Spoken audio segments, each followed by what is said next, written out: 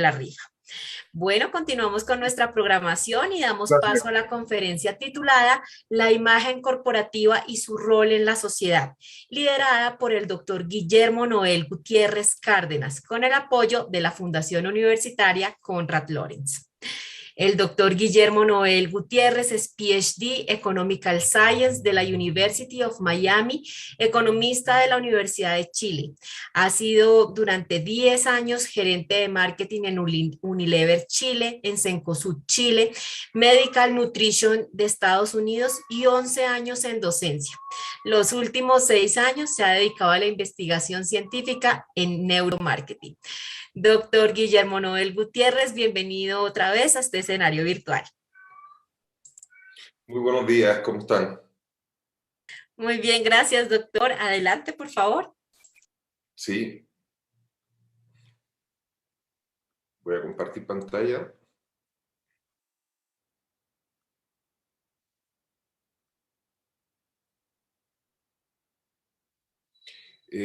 Antes que todo, quiero agradecer a la Fundación Universitaria Konrad Lorenz, a la Escuela de Negocios y a la dirección del programa de Administración de Negocios Internacionales por darme la oportunidad de participar en estos 35 años de Arcolfa.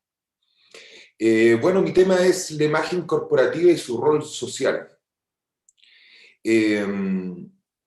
Entendemos poco, la verdad, hablamos mucho de la imagen corporativa, pero entendemos muy poco de lo que significa y cuál es su rol en la sociedad. Tratando de dar una definición ya de lo que es la imagen corporativa, decimos que es el conjunto de creencias, actitudes, ideas, prejuicios, sentimientos de los consumidores sobre una entidad determinada, sobre una empresa determinada. Esa imagen no depende únicamente de los productos y servicios, eso hay que dejarlo súper claro, no solamente el producto, la marca, el servicio, no. Sino también la relación que establecemos con los clientes, trabajadores y la sociedad en general. Una empresa tiene que ver siempre dónde está inserta. Y desde dónde está inserta, ver cuál es su rol en esa sociedad que la está abrazando, en esa sociedad que la está cobijando. Y ese va a ser un tema de lo que vamos a tratar hoy.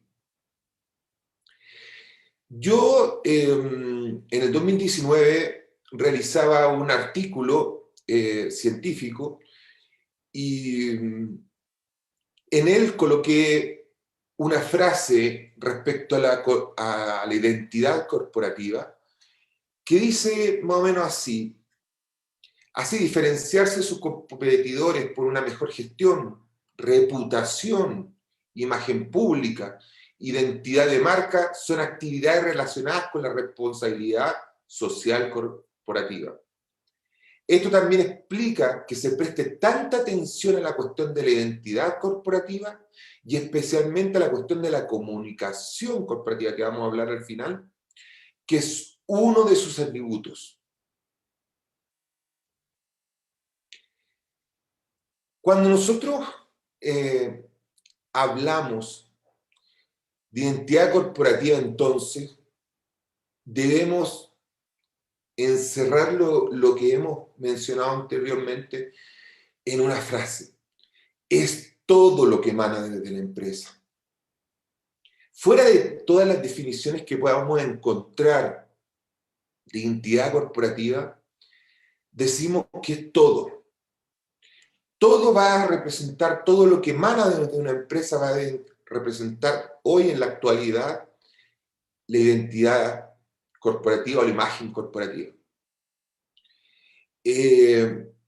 Partamos por uno de los ejes principales. ¿Y por qué lo pongo en el primer rango? Que es, lo voy a explicar, que es nuestro cliente interno. Se ha demostrado que cuando existe un clima laboral y un buen sistema para el cliente interno, se logran grandes cosas en una compañía. Google lo demostró durante años, creó toda una innovación de trabajo, donde habían salas de juego, donde habían lugares para tomar café, lugares para dormir, inclusive para hacer siesta, ¿ya? ¿Y en qué se equivocó, por ejemplo, Google? Porque hizo todo este sistema espectacular internamente. O sea, un clima laboral espectacular. Pagaba bien a sus trabajadores, otro punto fundamental dentro de lo que tenemos que criar dentro del cliente interno. Pero se excedió con las horas de trabajo. Claro, como daba tanta comodidad, ya terminó por prácticamente que los trabajadores vivieran en la empresa. Y ahí esa ha sido una de las fallas del sistema de Google, ya que digamos, era pionero en crear un clima laboral espectacular dentro de la compañía. Pero a este cliente interno tenemos que preocuparnos de muchas cosas más. Ver como administradores, gerentes, directores de empresa, si nuestro cliente interno tiene la promoción adecuada dentro de la empresa. Vamos a ver un poquito más adelante el caso de Netflix, pero es muy importante mencionarlo. Porque, por ejemplo, Netflix tiene una cultura muy especial. No tiene esa ley pareja. ¿Y por qué debiera ser una ley pareja en cuestiones remunerativas, ya? Si no todos hacen el mismo trabajo y no todos hacen de la misma forma su trabajo. Entonces, en una era donde las cifras del OCDE, por ejemplo, muestran que Colombia es parte del OCDE, nos muestran que los trabajadores en promedio duran 1,9 meses, 1,9 meses, o sea, casi 2 años en el trabajo. Muy poco. Entonces, ¿cómo hacemos permanecer a nuestros trabajadores? ¿Qué les produce el descontento? Entonces, las cifras del OCDE justamente nos dicen que son temas remunerativos. Entonces, ¿estamos dándole la debida promoción? O sea, no solamente la promoción en el aspecto de ascenderlos cuando ellos logran una mejor desempeño laboral, sino que si le estamos dando lo justo, lo que merece cada uno de los trabajadores. Eso es un tema que debemos vigilar. Y por eso que hablamos de endomarketing también, que es este marketing interno que hacemos.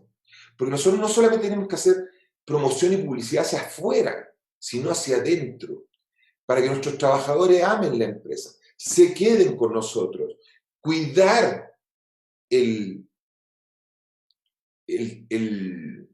capital laboral que tenemos, no dejarlo fugarse, no dejarlo irse. Y tenemos las herramientas para lograrlo. Entonces depende de nosotros como administradores poder realizar esa gestión. Del producto elemental, ¿ya? Que emana de una empresa, sin lugar a duda tiene que tener calidad, buen servicio.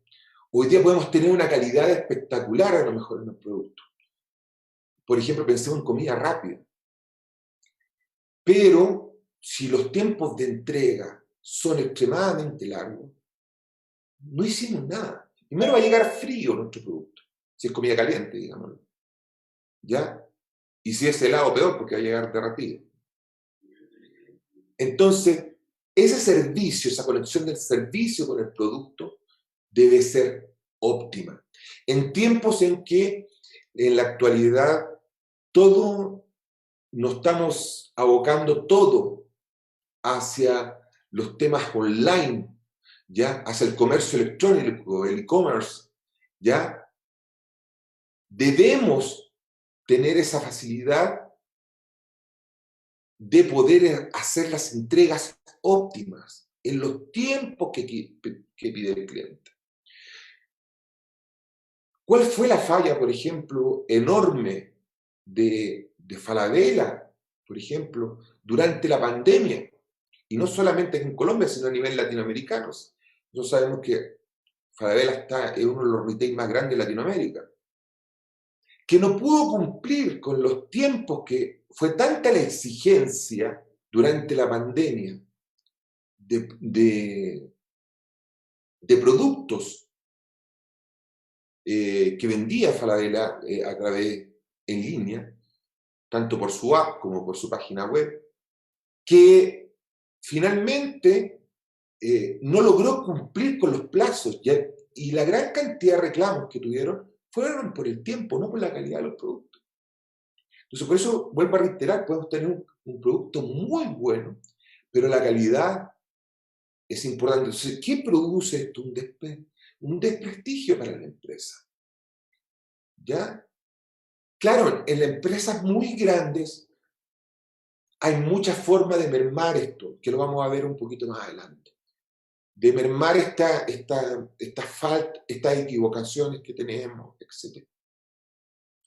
Pero independiente de eso, sea la empresa que sea, debemos cumplirle al cliente y no solamente con el producto, sino con los tiempos. ¿Ya?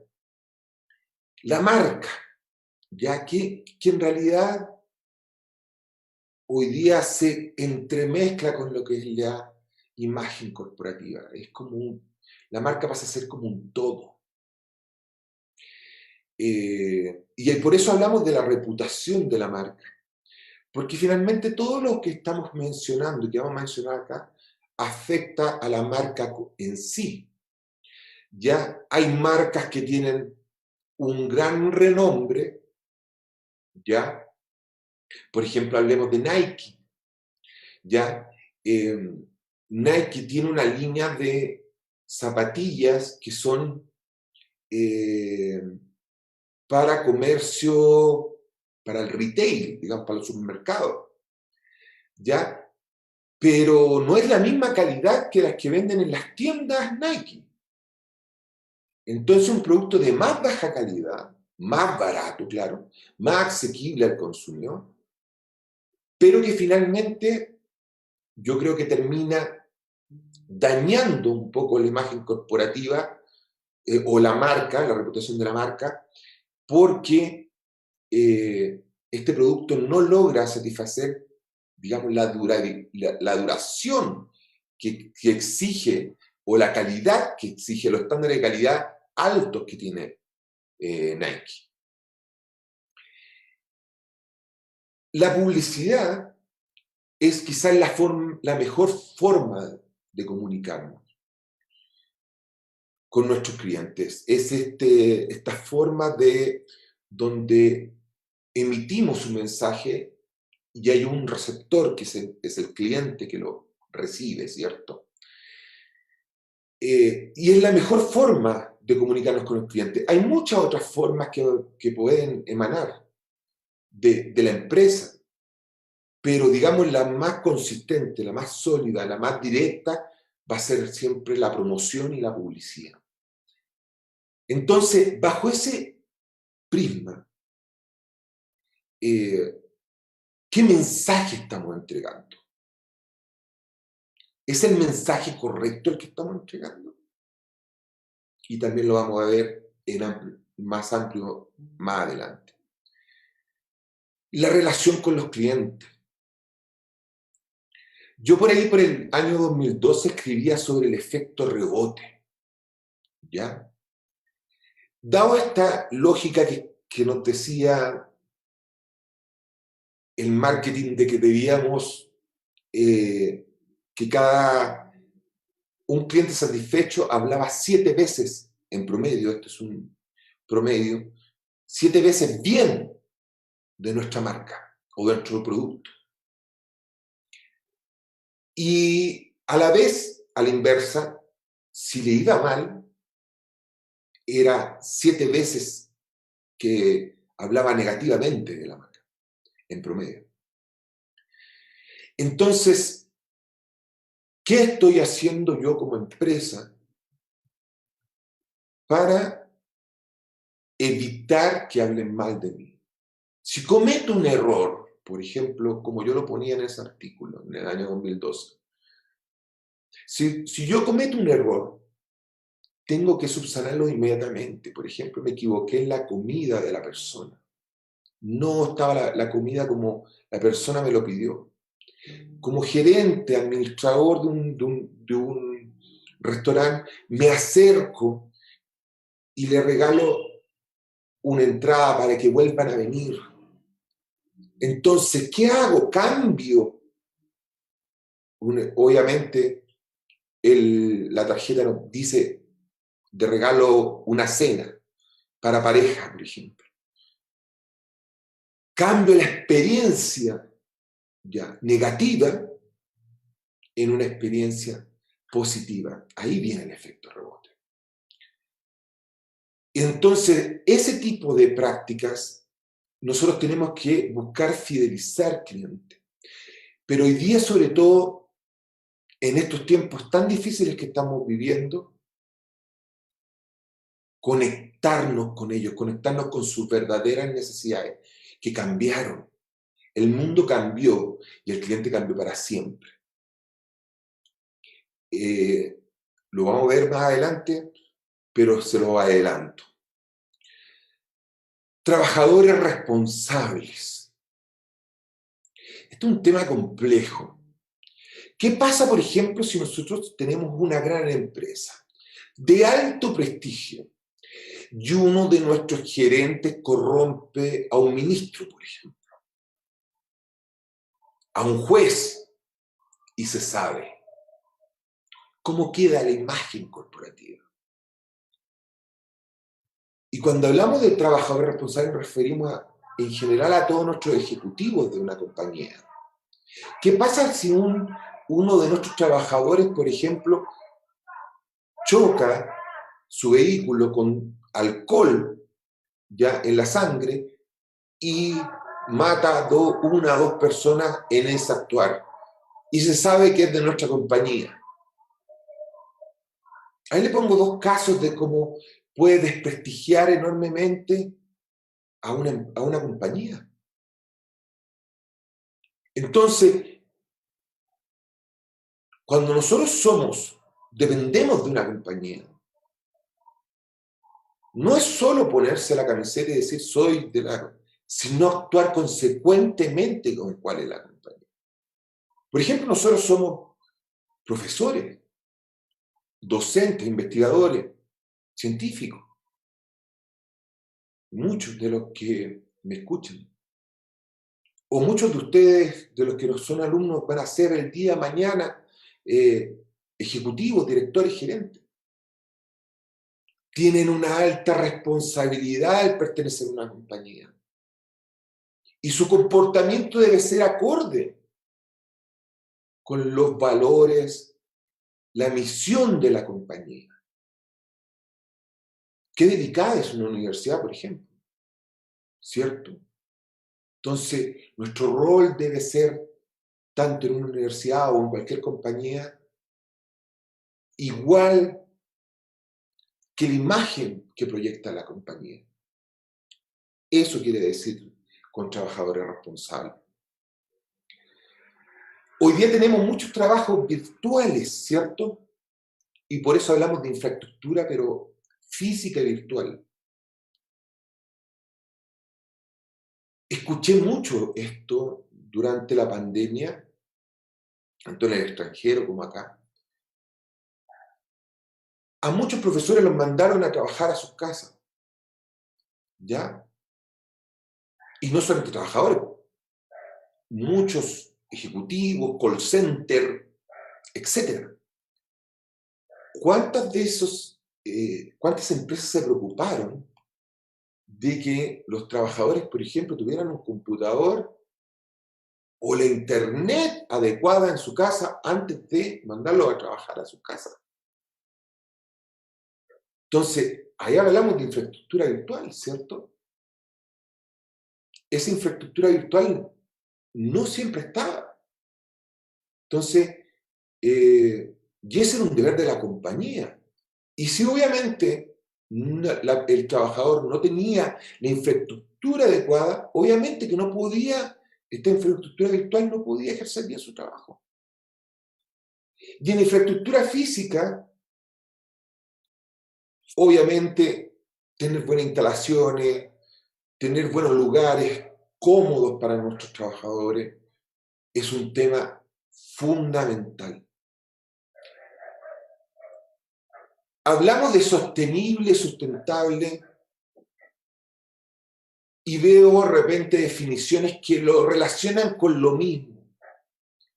Y es verdad que en inglés la palabra es lo mismo, pero si nosotros nos vamos al estricto español, no son lo mismo sostenible y sustentable. Sostenible está en relación de la empresa con la sociedad, con las personas, con lo que hemos hablado aquí en todo esto. ¿Cierto? Y sustentable está relacionado con el medio ambiente, ¿ya? Con el cuidado del medio ambiente.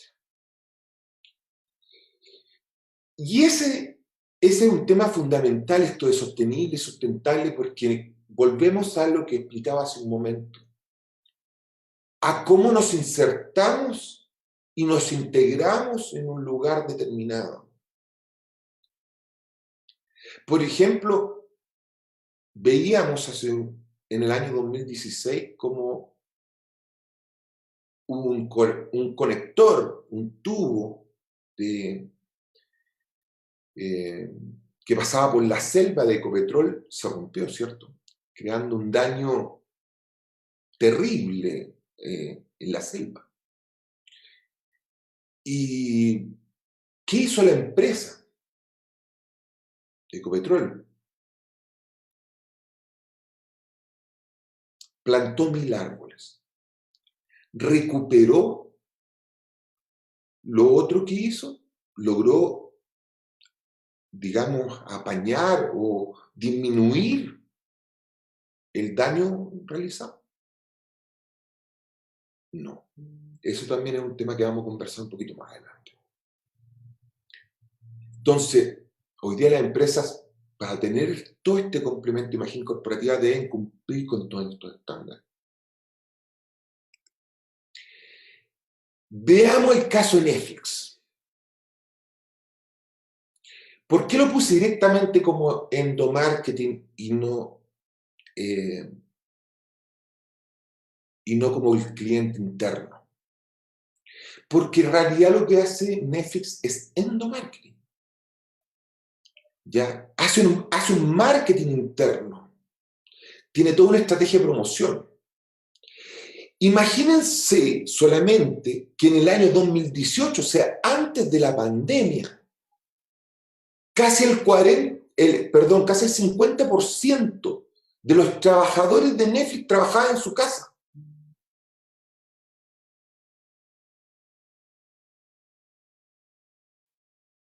Y esto, fuera de ser un ahorro para la compañía, permitía a trabajadores más eficientes, más felices. Netflix, por ejemplo, puede tener 50 trabajadores que hacen lo mismo, ¿ya? Pero a 10 o 5 les paga mucho más porque ellos destacan en su trabajo. Para Netflix no hay ningún problema que trabajes desde casa. Por ejemplo, te dice, mira, resulta que soy mamá soltera, no tengo con quién cuidar a mi hijo. Vayas a su casa, pero cúmplame con tales estándares. La autodisciplina. Entonces, no es raro que Netflix aparezca en la lista de Forbes como una de las 10 mejores compañías del mundo para trabajar. porque tiene un sistema de promoción extraordinario. Valora a los trabajadores que son mejores. Los promueve.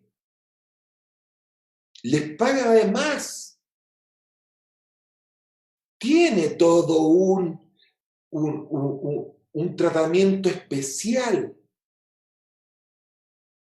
A veces nos complicamos mucho en la empresa con grados, por ejemplo, en la administración pública, escalafones,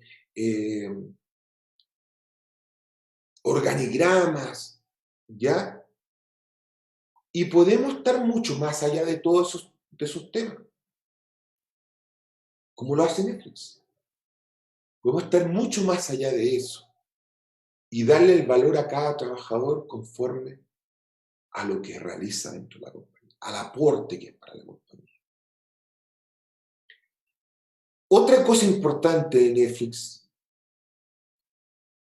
que lo hace una empresa muy buena, es que paga impuestos. Y ustedes me dirán, pero ¿todas las empresas pagan impuestos? Sí, en su país natal. Pero resulta que, por ejemplo, les quiero contar qué pasó con Netflix en Chile. Netflix, cuando llegó, no pagaba impuestos. Y resulta que, porque era una empresa virtual, supuestamente estaba en otro país, ¿ya? Pero tenía muchos clientes a nivel nacional. ¿Qué hizo?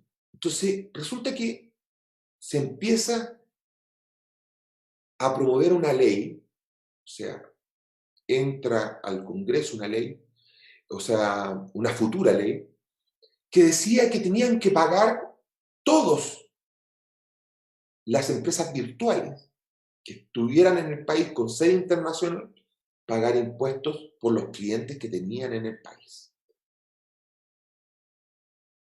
¿Qué hizo Netflix? Se adelantó. Y antes que se aprobara la ley, empezó a pagar impuestos, cumpliendo un rol social. Porque recordemos que los impuestos, en la mayoría de los países que se utilizan bien los impuestos, son una contribución social. Son para mejorar las políticas sociales de un país. Entonces, y esto lo empezó a promover en Latinoamérica y en otras partes del mundo. Que fue muy lógico, porque él dijo, Netflix dijo, si pago impuestos en Europa, ¿por qué no voy a pagar aquí en Latinoamérica? Es obvio. Si pago impuestos en Estados Unidos, ¿por qué no voy a pagar en Latinoamérica? Si también tengo clientes en Latinoamérica. Y lo cumplió. Y el tercer elemento tiene un excelente servicio. Y han aparecido muchas empresas hoy, muchos canales virtuales, HBO Max, Disney,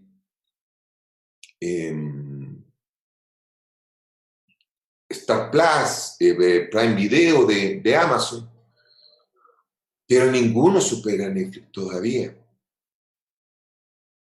De hecho, escuchaba unas críticas súper fuertes a HBO Go, ¿ya?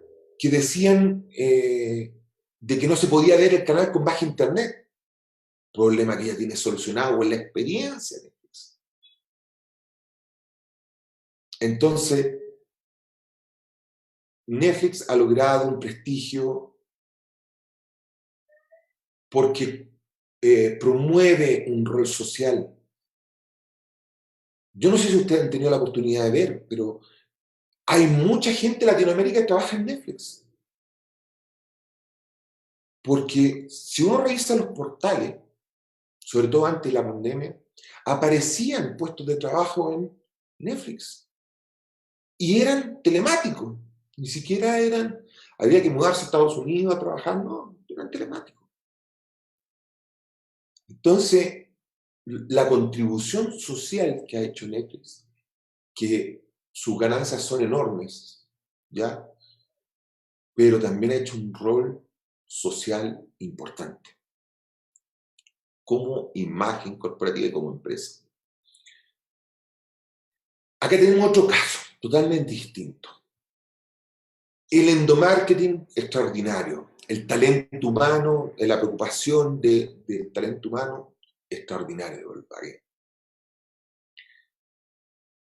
Tiene muy similar a lo que hablábamos con Netflix, tiene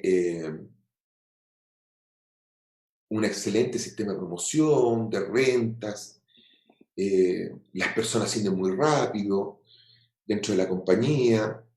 De hecho, tiene una cultura tan especial de que un obrero puede llegar a ser director de un área, por ejemplo, si cumple con los años y cumple con los requerimientos, y una empresa que retiene mucho a sus trabajadores, que es algo muy importante, muy bonito.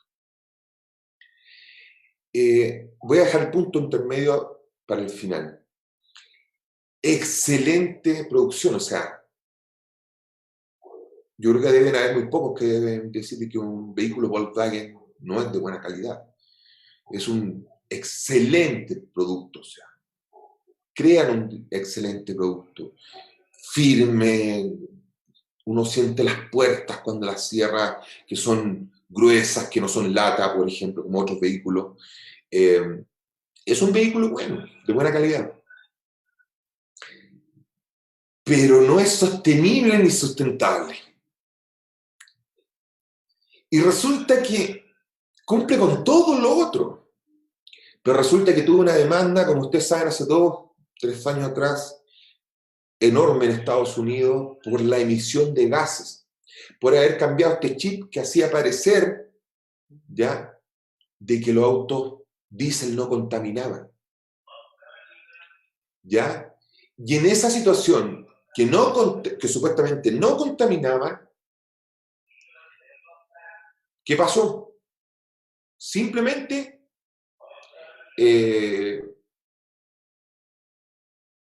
le retiraron 100.000 vehículos de Estados Unidos. O sea, 100.000 vehículos están botados en el desierto. Y se empezó a cuestionar a nivel internacional todo.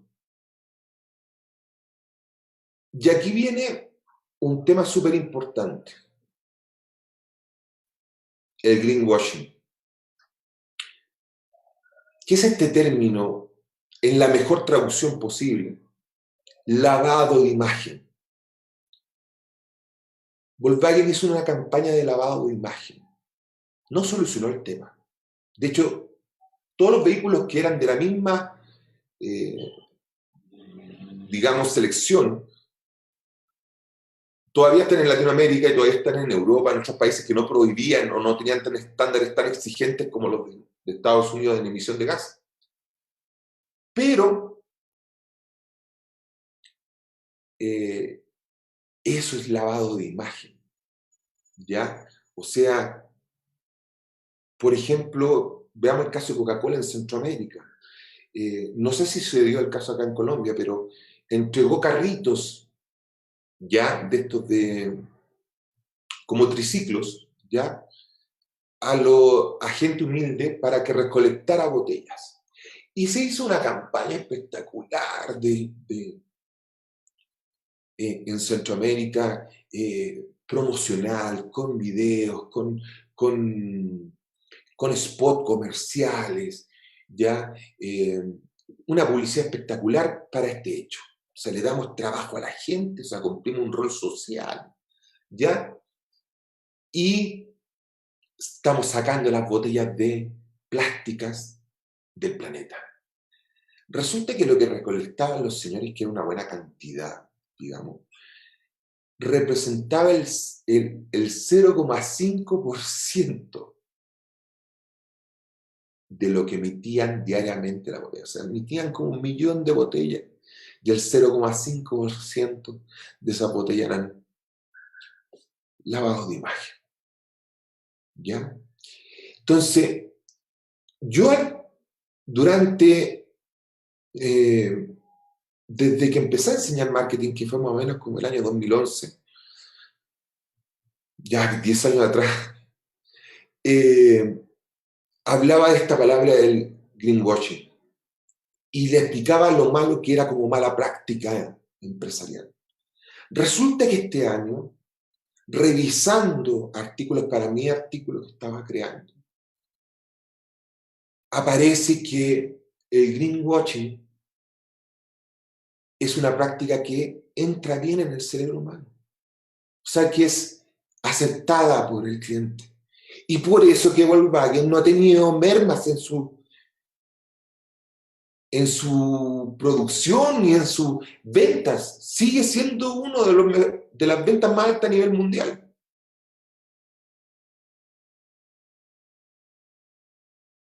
El cliente tiene cosas muy especiales y acepta cosas muy especiales. Entonces hoy día casi el greenwashing hay que enseñarlo como una estrategia. Pero a mi juicio aún uno debería evitarlo y tratar de ser lo más transparente y tratar de no cometer los errores a nivel ecológico.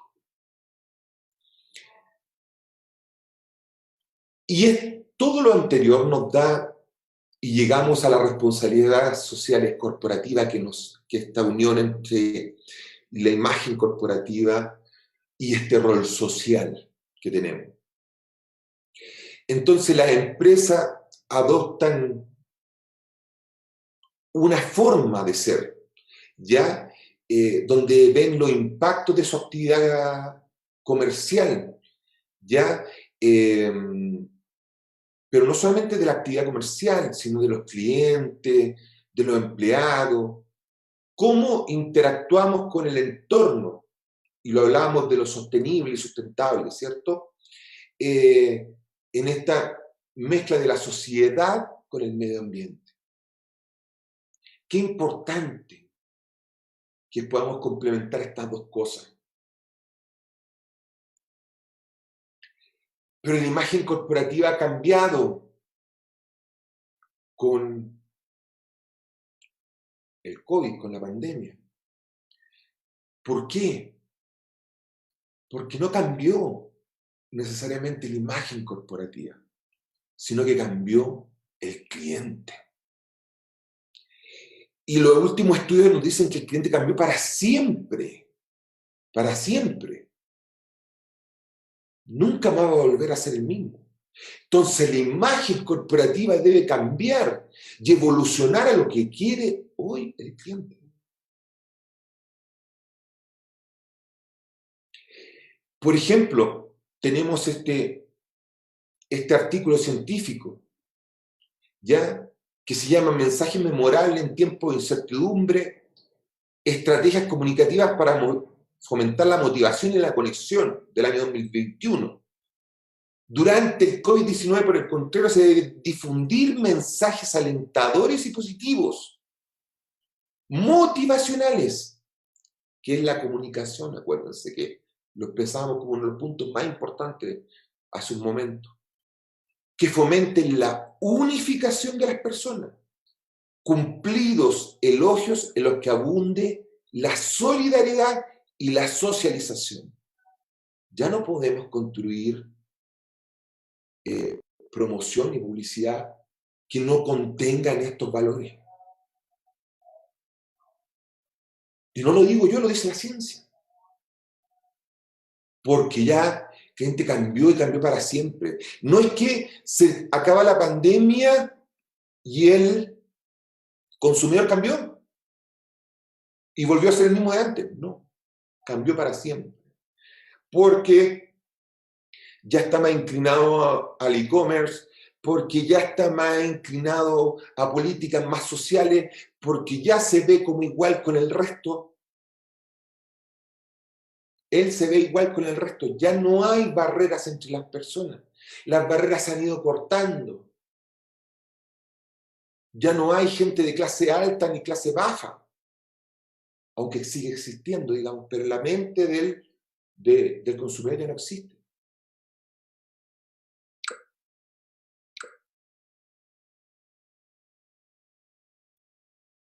Aquí hay un tema súper complejo, ¿eh? Manipular y empoderar. la hiperrelevancia y las contradicciones del marketing, la era del capitalismo y vigilancia. Los consumidores tienen hoy acceso omnipresente, o sea, son dioses. Están en cualquier lado, están aquí en Colombia comprando en Australia, están usando Bitcoin, están haciendo transacciones en cualquier otro país. Están viendo a una persona en China en este momento en un live. Es omnipresente. Pero hay un tema que el capitalismo de vigilancia, como lo dice esta famosa autora de Harvard, ya, cuando lo ponía en el primer contexto decía que era donde las empresas se volvían, no el consumidor, sino la empresa se volvía omnipresente y podía ver todo lo que hacían sus consumidores. Pero la segunda parte viene lo más grave del capitalismo de vigilancia. Cuando otros autores empiezan a decir que el capitalismo de vigilancia, además de lo mencionado por esta autora, ya es el control que tienen las empresas,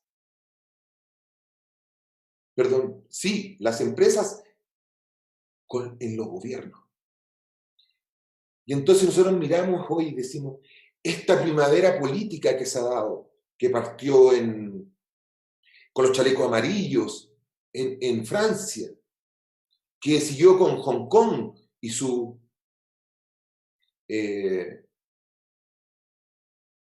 ganas de ser independientes de China, que continuó con Chile, en Perú y en Colombia, con los estallidos sociales. No es raro. Y miren que no es raro. Porque Euromonitor,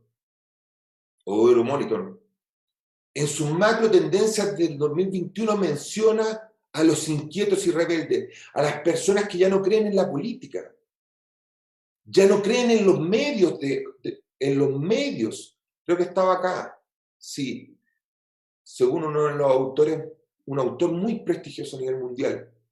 Ya el cliente no cree en los medios tradicionales, o sea, televisión, radio, periódico. ¿Dónde encuentras que está la verdadera información en redes sociales?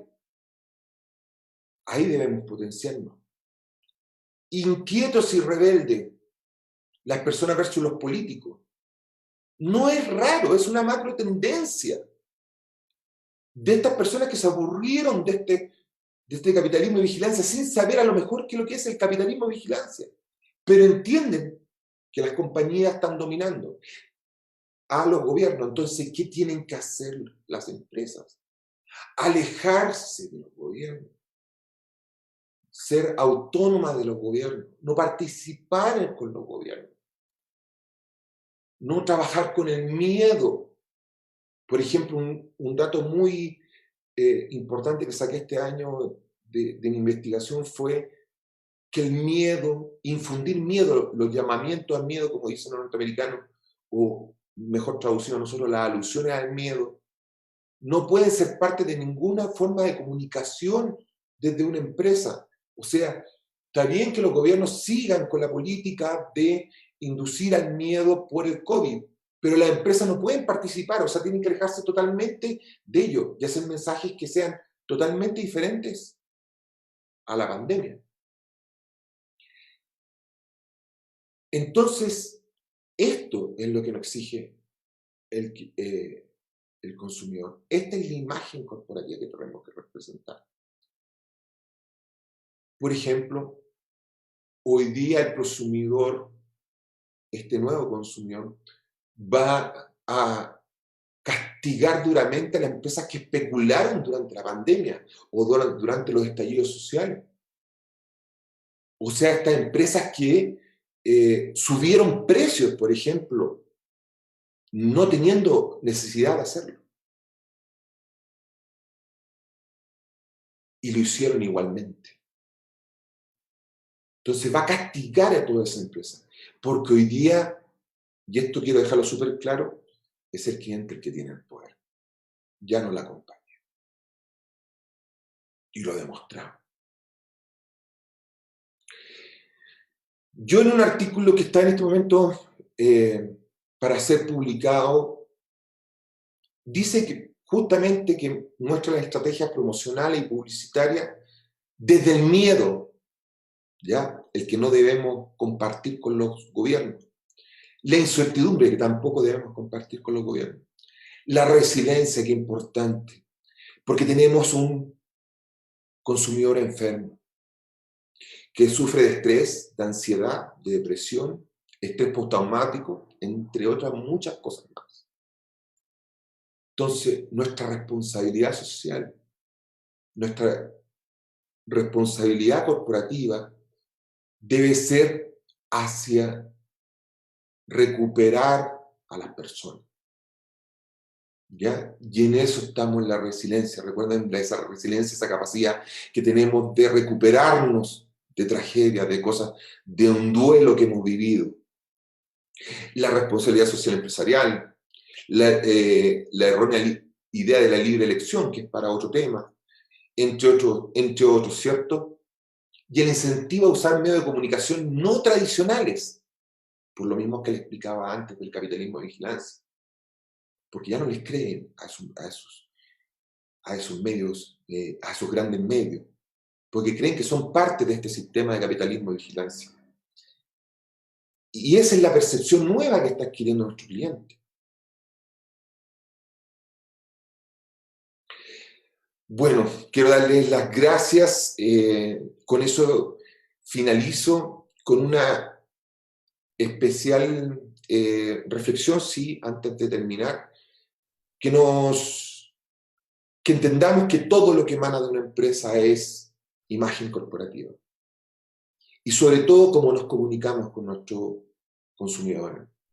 Si nosotros logramos tener esa conexión real, donde no evitamos las barreras de discriminación, donde evitamos las barreras de clases, vamos a construir mejores empresas. Y empresas como las que necesitan hoy nuestros consumidores. Gracias. Agradecemos la intervención del doctor Gutiérrez. Un gusto escucharlo de nuevo, doctor. Quiero contarle, doctor, que bueno, estamos teniendo mensajitos desde nuestro chat. Uno de ellos es de Héctor Alfonso Martínez Abella. Gracias por estos conocimientos. Él se encuentra en la UNAD, SEAT, Duitama. También Héctor Mauricio Piamonte nos brinda un cordial saludo desde la Universidad Santo Tomás, Cautunja. También tenemos a Lina Marcela Parra Torres, perdón, un cordial saludo desde el CCAB de Zipaquirá. Hay varios estudiantes de la Fundación Universitaria Konrad Lorenz conectados en este momento, doctor. También la doctora Sandra Janet Medina nos dice, excelentes conferencias. Ha sido una semana de muchos aprendizajes. Y también Héctor Mauricio Piamonte nos hace una pregunta, doctor, que va dirigida a usted. ¿Cómo creer en que la empresa cambió para el bienestar de la sociedad cuando para muchas empresas la pandemia se convirtió en un gran negocio? ¿Le hacen esa pregunta, doctor? Justamente, lo que hablaba yo de la especulación. Muchas empresas especularon, claramente que sí. Subieron los precios, aprovecharon de esto, pero el tema es qué va a pasar cuando empieza a bajar. La pandemia empieza a mermar. Y ahí, cuando el cliente tenga más opciones, ya no va a preferir esa empresa y la va a castigar duramente. Me encontraba con un colega, y quiero darle este pequeño ejemplo para resumir lo que no tiene nada que ver con el área mía, ¿ya? Y le digo, vamos a tomar un café. Entonces yo le digo, vamos a OMA, que me encanta el café OMA. Entonces me dice, no vayamos a OMA, porque despidió a todos sus empleados en pandemia. Y es una persona que no tiene el conocimiento, digamos, que yo tengo sobre el cliente. Entonces me doy cuenta de que esto ya está internalizado y que es cierto.